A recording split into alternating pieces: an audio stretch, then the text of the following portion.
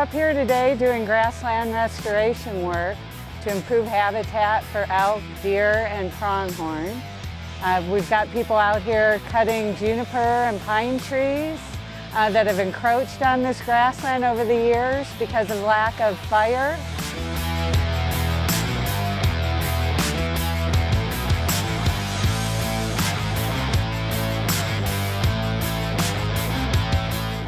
So we're lucky enough to have the Arizona Elk Society out here today to help us with lopping these trees to improve this grassland.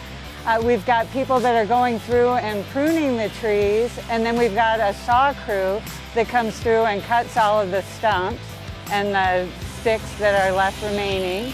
And this is helping to improve and restore this grassland by removing the trees, removing the competition with the grasses and the understory, and allowing movement of animals through this area.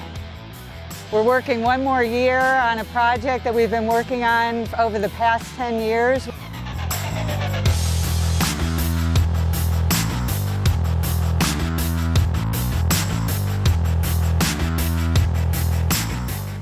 A great group of people that take their time off to come up here and work, and it's amazing how much work we get done because we just don't have the opportunity to do these kind of wildlife projects without them.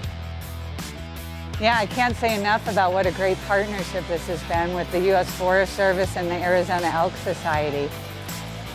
We have been so lucky to get this kind of work done on the ground for wildlife.